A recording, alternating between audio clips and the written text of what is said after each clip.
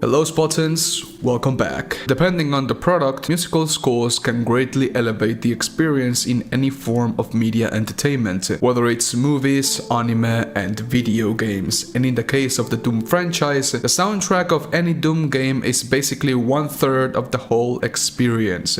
Of course! Whether it's killing demons with the OG MIDI tracks from Doom, or with the industrial revving chainsaw noises from New Doom. When Doom 2016 came out, fans of the franchise couldn't help but point out that they were incredibly surprised that a $60 album came with a free AAA video game. I've seen some people say that the only reason why Doom and Doom Eternal became so successful was thanks to Mick Gordon, and to be fair, that is just stupid. Yes, his contributions to the franchise cannot be understated. He is basically the Guitar Slayer, and will forever be, but both games were a team effort of more than 200 people. The reason why the games became successful was not primarily because of its original music, but because in conjunction with all of its other aspects, gameplay, lore, characters, enemy design, combat encounters, and its original soundtrack, when you pack all of this together in one single product, in this case fucking Doom, then it is understandable why it was a commercial success. So for everyone saying that both games are only popular because of Mick Gordon, you are completely wrong. Do not throw the hard work of other people under the bus. These products were a team effort throughout several years of development. With that being said,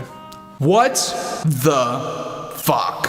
For context, several weeks after Doom Eternal came out, fans of the franchise were asking Mick Gordon via email and his social media whether or not he was going to compose the music for future Doom installments, for example, the Ancient Gods expansion, with Mick Gordon saying that he doubted he was ever going to work with Bethesda again, alongside other comments stating how the final release of the Doom Eternal soundtrack was levels below what it should have been, and that he wouldn't do what the audio engineers at id Software did with the soundtrack. Weeks later, id Software studio head Martty Stratton released a 5,000-word statement on Reddit blaming Mick Gordon entirely on why the soundtrack failed. He stated that the Mick was very hard to work with, that Mick missed deadlines multiple times regarding the mix for the collector's edition of the game and the soundtrack of the base game overall. This post was made more than 2 years ago, and Mick refrained from making any more comments regarding the situation. Until 2 days ago, the 10th of November 2022, Mick Gordon released a 14,000-word statement in response to Martty Stratton's Reddit post. And oh boy, a lot of people at id Software have a ton of things to explain. So sit down, get some water in your system, and let's jump straight into this mess. But before I begin this video, I want to give a special thanks to Castellush and Cafe for becoming Patreons on the Patreon page.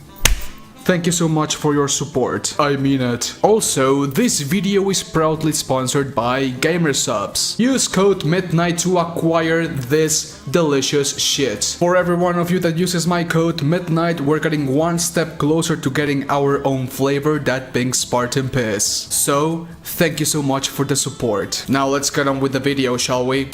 According to Mick Gordon, this post made by Martty Stratton stained both his personal and professional reputation, and actually put him and his whole family in danger. In the passing days following Marty's Reddit post, Mick received an unknown amount of death threats to not only himself, but also against his family. Threats that stated how the person was going to shoot up any event Mick attended. Messages teaching Mick how he should kill himself, how he was going to be mutilated, and pictures of his dead corpse were going to be uploaded to the internet to traumatize his family, and a myriad of more sickening stupid things. What the fuck?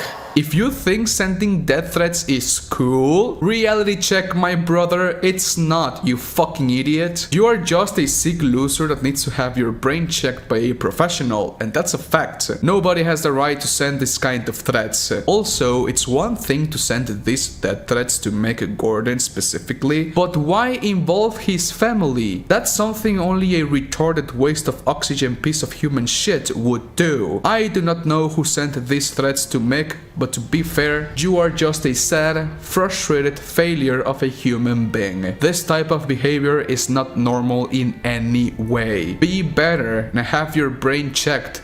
Puñetas. Development on the Doom Eternal soundtrack began as early as April 10th, 2018. When Mick signed onto the project, id Software handed Mick a schedule that required 2 levels scored per month. Thing is that at the time, id Software didn't even have most of the game, if not the whole game developed. However, management at id Software demanded to deliver a steady stream of final music immediately. One of the key aspects of any Doom game is having music that closely matches gameplay. So having to produce finished music for levels that didn't even exist yet not only did not make any sense at all, but it is outright impossible to do. For Mick to be able to continue this project, he needed id Software to provide him with material that illustrated how the music should feel, but the team wasn't able to provide those materials in a timely manner. Mick is from Australia and composed the soundtrack on Australia. That meant that there was a hefty time zone difference between Mick and id Software that is based on Dallas, Texas. Still, taking more than a week to respond to Mick's basic questions on email when the schedule demands for him to deliver 2 levels of scores per month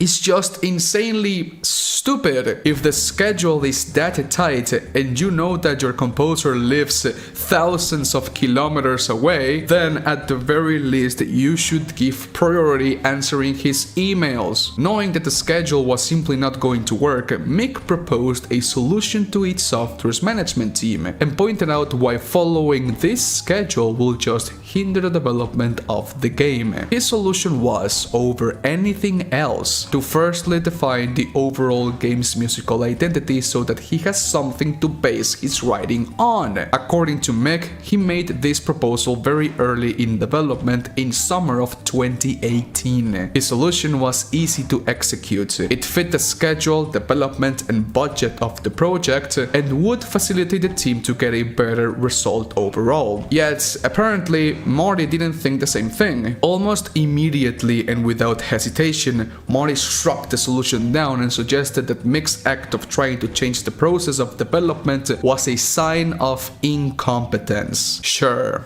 Incompetence. Taken back by Marty's reaction, Mick sent yet another email to clear the air, but Marty never responded. Management at id Software convinced themselves that locking music early in development would save the team a lot of development time, which is true, but in reality it was a complete nightmare for the people doing the groundwork. Because the team failed to clearly communicate what they wanted for the music, Mick had to use concept illustrations and text as inspiration to compose the music for the game. And unsurprisingly, to be fair, when the game began taking shape after some months, it became clear that Mick's guesswork led to absolutely nothing, and months of work were rejected by management and became trash. Thanks to it, the project's demands began to pile up, and upper management was not happy in the least. The irony here is, months before that, Mick pointed out that this was inevitably going to happen, yet management had the audacity to still blame Mick for all of this. What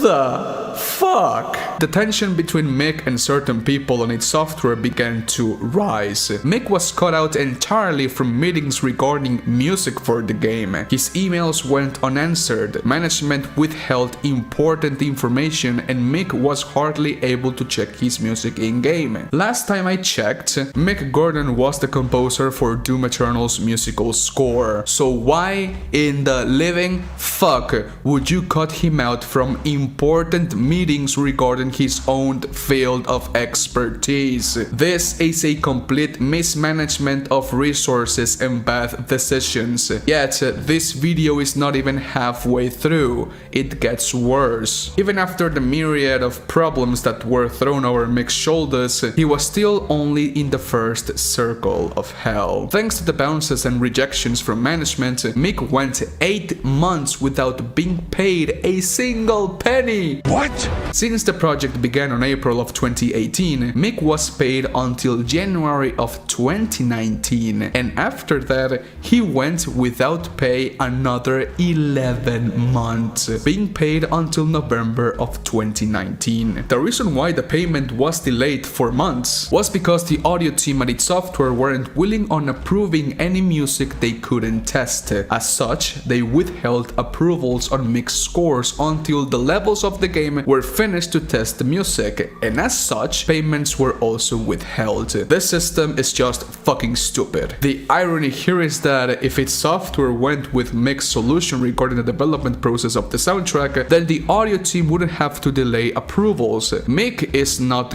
God by any means. He can also make mistakes like everyone else in the world. Yet, he wouldn't have made so many mistakes in the soundtrack if you just gave him the material he needed to have a clear vision of what to write. Because the team kept delaying approvals for music, Mick entered a vicious cycle where he would just write and deliver scores as much as possible to stay on top of things. Yet, management painted his progress as a total failure.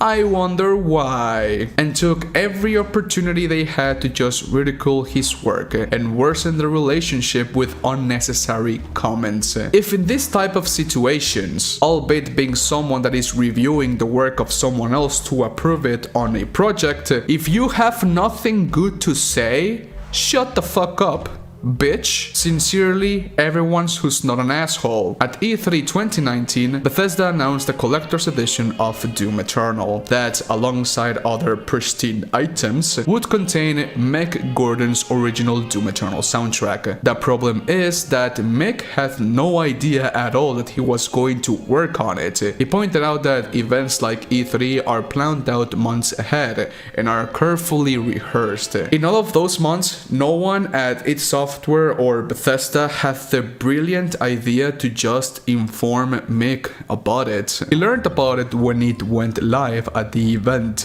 Consumer protection laws state that promising and receiving payment of a product that is still not in production is a severe violation of those laws. Although the soundtrack is just one item out of the 6 or 7 this edition had, it still applies. Mick sent a quick message to management to set an agreement. Yet Martty denied Mick of his request and contract, all because the team didn't want more distractions. How is that a distraction? It's something you gotta do. If he's working for you, give him a contract. It's that simple. Attaching Mick's name to advertise a product without his consent is not only a shitty thing to do, but it also puts the man in question on a difficult spot. The moment this went live, Mick had no way of denying working on it. To me, this is basically manipulation. Mick knew that the fans adored him. He knew that the fans would throw money at Bethesda if that meant receiving an album from Mick Gordon. And he also knew that if this failed, he would face severe repercussions as his name is written all over it.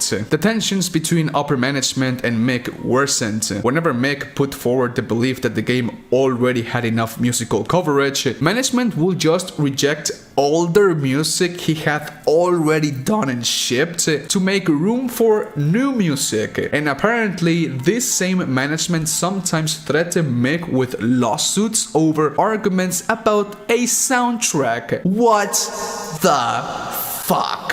At some point, Mick contemplated quitting the project altogether, but because he hadn't received payment for months, that meant he was financing the development of the schools with his own money. Mick has a team of people that works under him, and he needs to pay those people as well. So not paying him because you couldn't find a better way to approach this project put him on financial disaster. Yet he decided to stick along, not knowing if quitting would ultimately be more beneficial to his pocket or not. 6 weeks before the game came out, Doom Eternal was delayed for 5 months. That meant more time for development. Yay! Yet shortly afterwards, management rejected even more work that had been done previously, basically throwing months of work to the trash once again. This made Mick snap and rejected its software's demands, stating that he would not rewrite any more music until he was paid. At the time,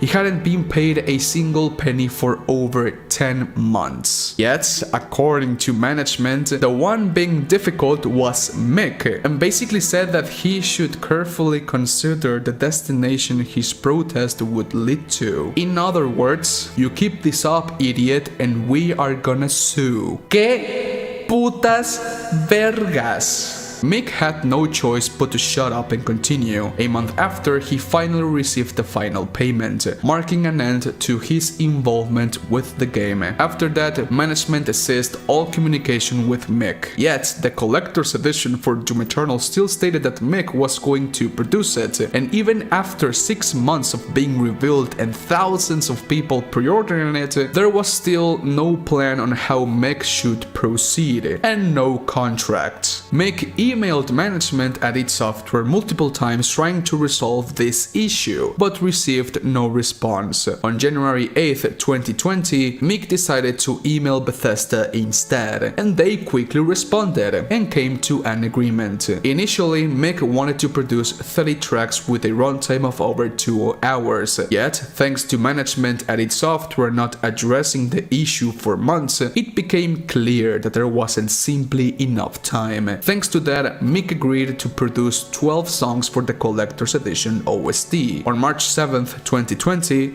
Bethesda sent Mick a draft of the terms of the contract, which included that he will produce 12 songs in total. All 12 songs were to be selected by id Software, that id Software had final approval, and that Mick should hand over any assets used to create it, with the deadline being the 16th of April. Yet, Bethesda said, if needed, that the deadline could be moved some hours or days too. It wasn't a problem. The 18th of March 2020, Mick finally received the contract from Zenimax Media. Contrary to what Martty stated on his Reddit post, which said that Mick had received the agreement as early as January of 2020, instead of having 4 months to work on the OST, Mick had to finish producing 12 songs in just under 29 days. On April 3rd of 2020, 13 days before the deadline, Mick received an email from Martty which stated that, contrary to what Bethesda told Mick, that the April 16 deadline was an absolute necessity, and that if its software suffered any financial losses thanks to refunds because of the missing OST, they will legally come for Mick.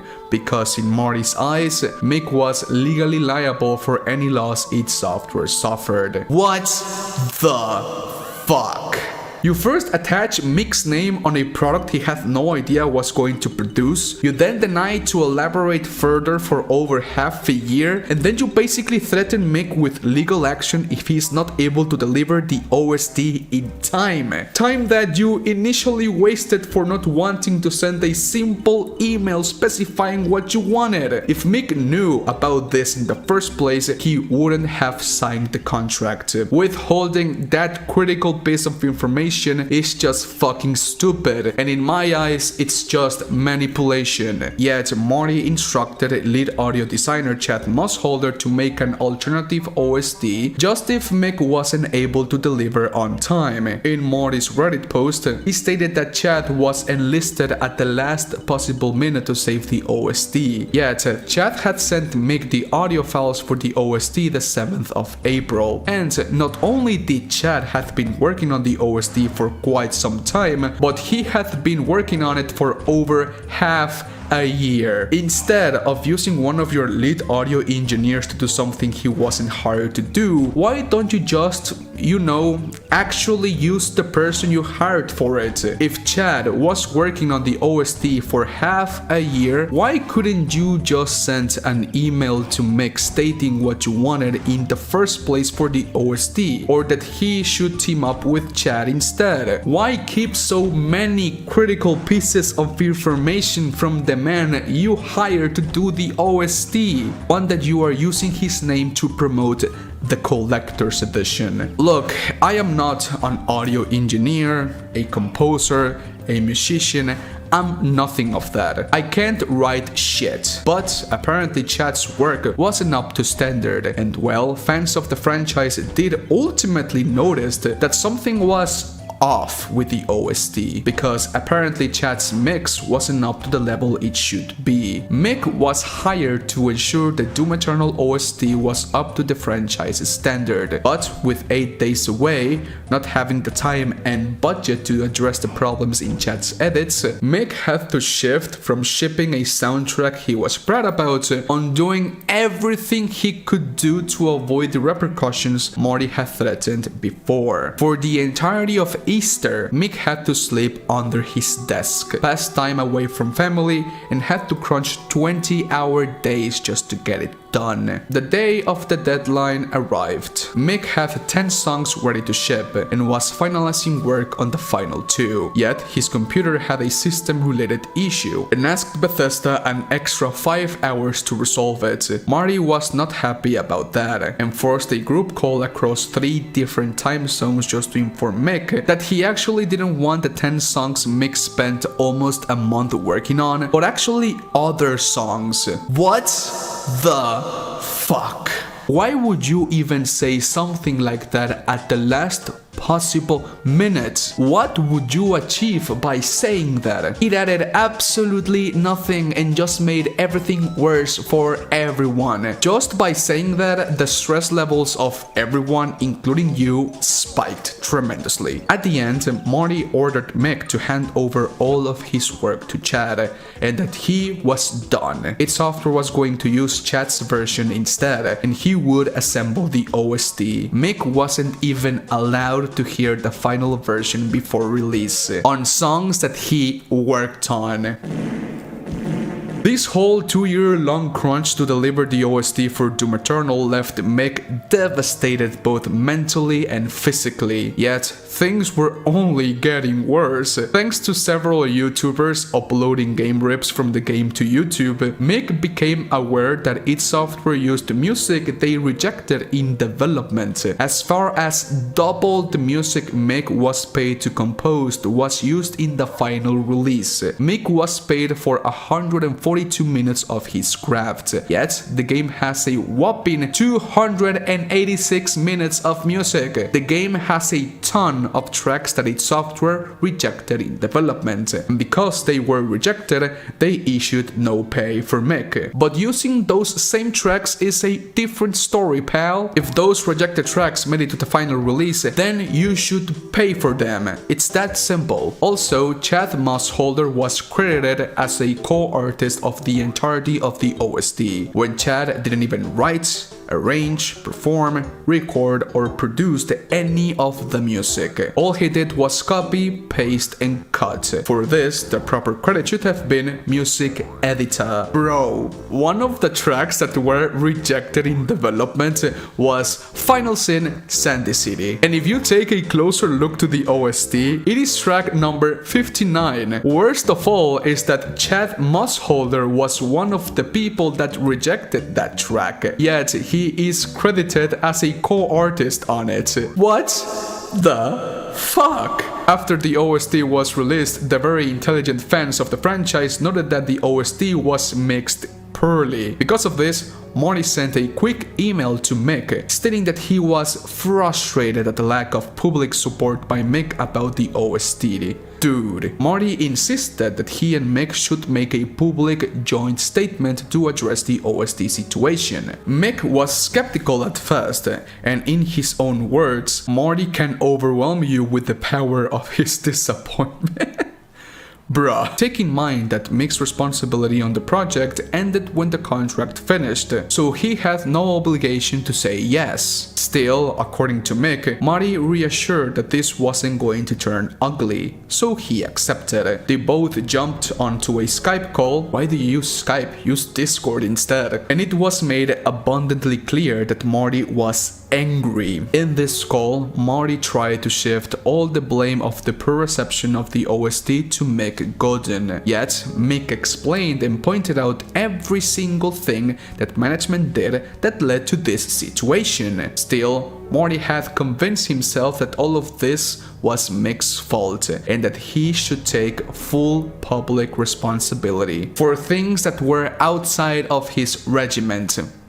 What the fuck? After an hour or so on the call, Martty suggested that he and Mick should work together and make a public statement addressing the OST situation and how they will move forward. Martty requested Mick to hold off on any public comments until everything is addressed, and that he will send Mick a draft of this statement next day in the morning. And well, the draft arrived in the form of a 5,000 word Reddit post, shifting all the blame to Mick Gordon, tarnishing both his personal and professional reputation and turning his back to Mick entirely. What the fuck? Instead of solving this on a professional manner, Martty decided to turn this into a full scandal on social media.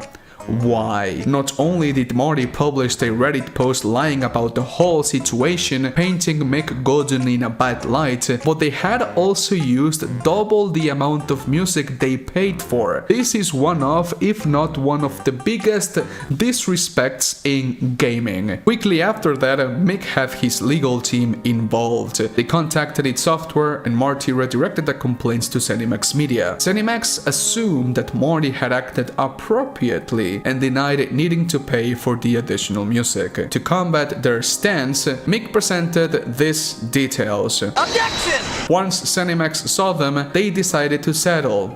I wonder why. Mick demanded that Martty withdrew his false accusations and issue an apology. Yet ZeniMax rejected it, stating that in doing so, that would negatively affect Martty's reputation. In hindsight, they should have taken that offer. Instead, they proposed a deal. They would pay Mick any money they owed on the condition that Mick produced a new polished version of the OST. The only condition Mick gave them to accept this deal was if Martty admitted his wrongdoings and if the Reddit post was deleted. This prompted a spectacular meltdown on the side of ZeniMax. All of a sudden, Martty's legal team turned hostile and stated that the Reddit post was just the beginning. Martty was willing to issue legal proceedings to use the court to further damage Mick's reputation. Mick was forced on removing any Doom Eternal content from his social media accounts and had to remove any mention that he worked on Doom Eternal on his own website. And well, yeah,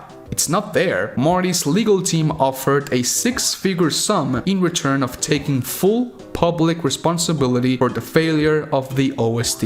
And the details of that offer were absurd. What the hell is that?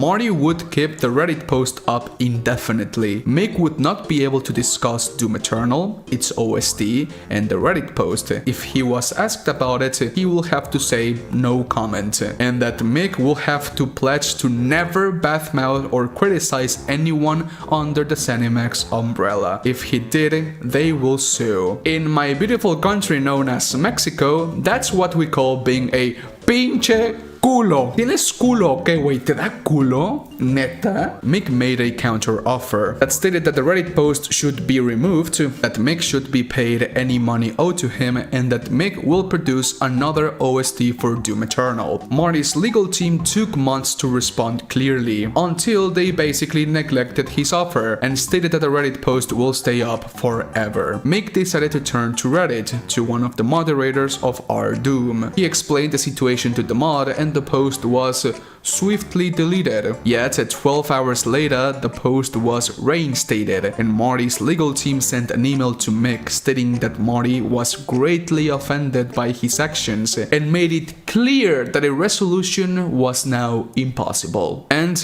in Mick Gordon's own words, "I never quit Doom, I quit a toxic client." And that is the only reason why the Doom Eternal soundtrack has not been released, even after almost 3 years of the game him being out. In my honest thoughts, Mick was done incredibly dirty, and this whole situation is just fucked up. I've met Marty multiple times throughout 2019 and 2020, and in my personal experience with him, he was a great guy and treated me with respect. I'm even the age of his eldest son, if I remember correctly. I even bought him an $8 beer at QuakeCon 2019. Look, Dos Equis beer is not worth $8, it's worth like 50 cents. Let's be real. I have nothing but good memories with the man, so reading the entirety of the post made by Mick left me dumbfounded. I just do not know how to feel about Marty. In one end, he fucked up tremendously and his behavior was simply completely shit and out of touch. But on the other hand, I had an amazing time with him and the id Software team when they invited me to hang out with them at QuakeCon in Boston. But if something is true, is that if you fucked up, it is your choice to play cat and mouse with the problem and just making the problem bigger and bigger and bigger every day that passes, ultimately turning into this whole situation. Or te agarras los pinches huevos, you put your man pants up, admit your wrongdoings, apologize for them, and move on with your life. And well, I will always take option B. Because at the end of the day, we all fuck up. We all do, always, every single fucking day. We all can have shitty moments in our lives. That's what makes us human. So if for some reason Marty is watching this video and all of this is 100% true, I think the best course of action is just to admit your mistakes. I believe that will make everyone's life easier and will resolve this whole situation in the best way possible. Also, remember about the death threats directed towards Mick Gordon at the beginning of this video? Well, the same thing applies with Marty. If I catch any of you sending that type of shit, I will personally go to your house and I will pinch your nipple as hard as I can. So much that you will wish you were born without them. So if you cherish your nipples, don't be a fucking idiot and be a respectable human being. Sending death threats is the worst thing you can do and doesn't help the situation at all. And at the end of the day, all you do is make yourself look like a fucking stupid idiot. So again, be better. Thank you for watching this video. But anyways, my friends, please let me know what you think about this video down in the comment section. Leave a like if you did, and a dislike if you disliked the video. It is completely fine. This video was really hard to do because it was really long to record and to edit and to whatever. Thank you so much to all of my patrons for supporting the channel and making this video possible. Thank you to all the people that have been using my code, that being midnight on Gamersubs. That support is greatly appreciated and gives me the, let's say, energy to create these really long videos. And thank you all for liking, commenting, sharing, clicking the bell and subscribing on my videos. I greatly appreciate that. But anyways, my friends, have an awesome Monday. Stay safe. Adios. Bye.